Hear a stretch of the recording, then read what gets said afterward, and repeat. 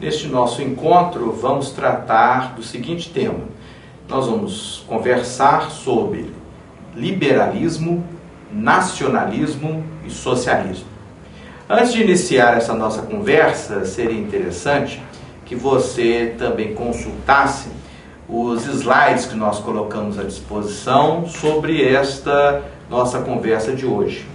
E lá você vai encontrar, logo no primeiro slide, um texto que foi manchete em diferentes jornais e que diz assim: Chaves anuncia que nacionalizará a principal companhia telefônica da Venezuela. Bom, primeiro nós vamos lembrar que Chaves aqui na questão é Hugo Chávez, o presidente da Venezuela. Bom, voltando ao texto que foi manchete de diferentes jornais. Chaves anuncia que nacionalizará, olha aí que nós até grifamos essa palavra, nacionalizará, a principal companhia telefônica da Venezuela. Bom, nacionalizará vai tornar nacional, vai tornar algo próprio da Venezuela. Então, se ele pretende realizar isto, nós vamos observar os seguintes aspectos. Primeiro, a citada empresa, essa companhia telefônica, deve ser uma empresa estrangeira. Segundo, com a nacionalização, essa empresa que era estrangeira passa ao controle da Venezuela, ao que parece, do Estado venezuelano. Terceiro, nós vamos ter então uma empresa controlada pelo Estado. Neste ponto, o Estado controlando uma empresa, nós vamos observar uma diferença clara daquele discurso neoliberal, do Estado regulador. Neste momento, nós vamos ter o Estado como um agente econômico. Veja bem, o Estado vai controlar uma empresa telefônica. Nós falávamos em encontros passados, e estão aí naturalmente à disposição, que no discurso neoliberal ou no discurso liberal clássico, vamos ver, nós vamos encontrar a ideia de um Estado diferente. O Estado não é agente econômico. O Estado pode muito intervir, quando muito, para tentar conduzir a economia para o seu eixo natural, não assumindo funções empresariais. Bom, o texto informa sobre a nacionalização da principal companhia telefônica da Venezuela. Bom, neste caso, o texto vai nos dizer: nacionalizará a principal companhia telefônica da Venezuela. Então nós vamos pressupor, nós vamos entender que a principal foi nacionalizada, mas que devem existir outras, periféricas, menores, o termo que for melhor, que continuam fora do controle estatal. Uma será nacionalizada, ou seja, o Estado passa, nesse caso, vai transformar o capital dessa empresa em nacional e deve assumir o controle dessa empresa. Então nós temos aí a convivência de dois modelos econômicos diferentes. O Estado controlando uma empresa, que é muito próprio, é muito comum no modelo socialista, é mais comum nesse tipo de modelo econômico. E o outro, no qual nós vamos encontrar um modelo de liberdade de mercado, ou seja, uma empresa particular controlando um serviço público. São dois modelos aí convivendo em um só. Bom, mas vamos conversar aqui. No modelo liberal, que seria este em que as empresas têm liberdade de instalação, a liberdade de iniciativa, enfim, todas essas características que nós conhecemos. No liberalismo, nós vamos ter a ideia de um Estado neutro diante das influências de classe ou diante das influências econômicas. O Estado é um elemento constituído para organizar a economia no seguinte sentido: nos momentos de maior crise, o Estado vai intervir para que a economia retorne ao seu eixo natural. Bom, o Estado liberal, ele é também responsável por prover, de bens essenciais, Que bens são esses? A educação, a construção de estradas, né? A saúde. Agora, detalhe.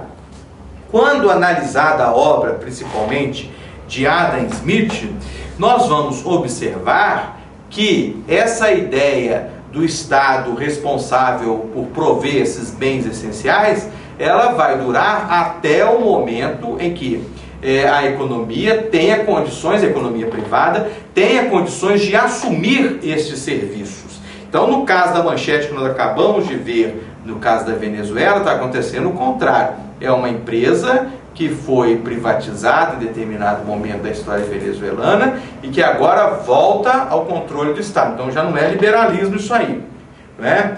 E também uma proposta do liberalismo que é a livre organização do mercado, gerando a concorrência e da concorrência o bem-estar. O que é isso? A fundamentação liberal clássica, o pensamento liberal clássico, vai entender o seguinte, que a concorrência será responsável por oferecer o menor preço, será responsável por oferecer uma melhoria na qualidade tecnológica, enfim, na qualidade dos produtos e, portanto, o maior bem-estar. Um outro ponto que nós vamos ver naquela manchete, ele pode ser identificado como socialismo, mas pode ser também identificado como o nacionalismo econômico. O que é isso? O Estado ele pode intervir de acordo com esse pensamento no domínio econômico. Mas como? Intervir como? Através do protecionismo econômico. O Estado pode proteger as suas empresas, ou seja, as empresas daquele país, diante da concorrência de outros países, diante da concorrência de empresas mais fortes, mais poderosas, né? É o chamado protecionismo, ou seja, o nacionalismo econômico vai defender a autossuficiência econômica dos estados.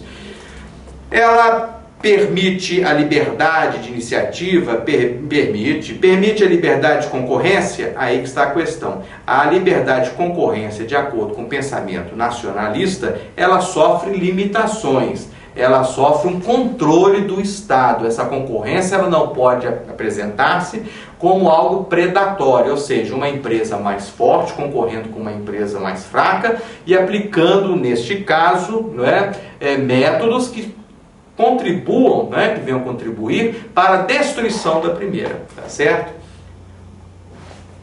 Bom, vamos começar a conversar aqui mais profundamente a respeito do pensamento liberal. Onde é que vai surgir isto, visto que é um pensamento, é uma ideia, é algo construído pelo homem, isso não brotou, isso não surgiu de forças divinas, isso é uma construção humana.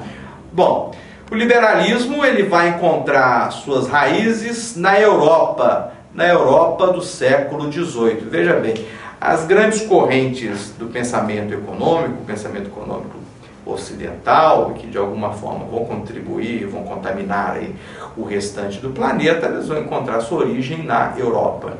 E por que Europa, no caso do liberalismo, Europa do século XVIII? Primeiro, nós vamos observar a consolidação dos Estados nacionais. Essa consolidação dos Estados nacionais da Europa, lá no século XVIII, ela vai ocorrer, em princípio, fundamentada muito na ideia de liberdade, na crença da onipotência da razão. O que é isso?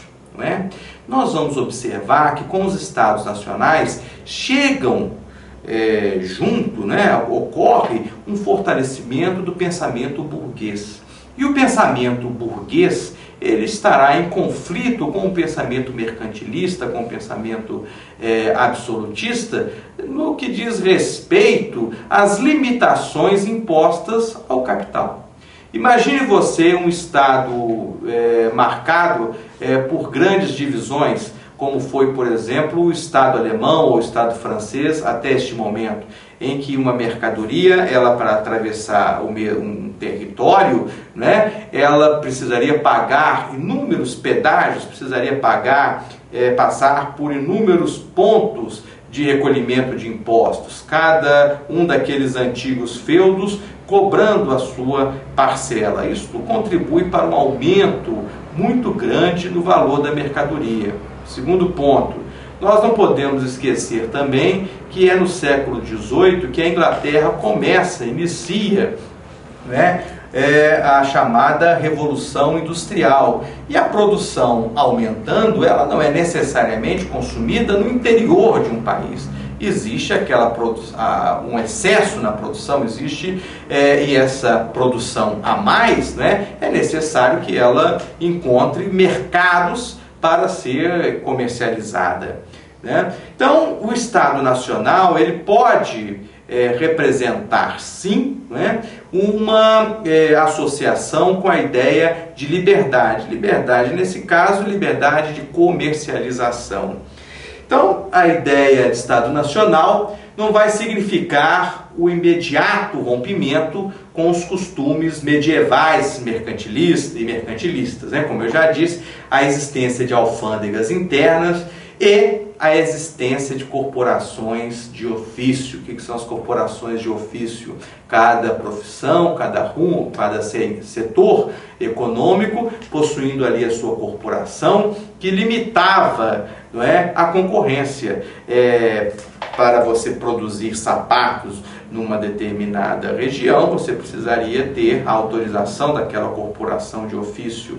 Então, isso impossibilitava a concorrência. Você não pode comprar produtos de outra região se no local em que você vive existe uma corporação de ofício e ela tem a exclusividade do comércio daquele produto, da fabricação e do comércio daquele produto em uma determinada região, não é? Bom, o pensamento econômico liberal, ele vai receber a sua primeira formulação científica a partir dos chamados fisiocratas. Olha o que é isso, né? Fisiocratas, que vão defender a existência de uma economia natural.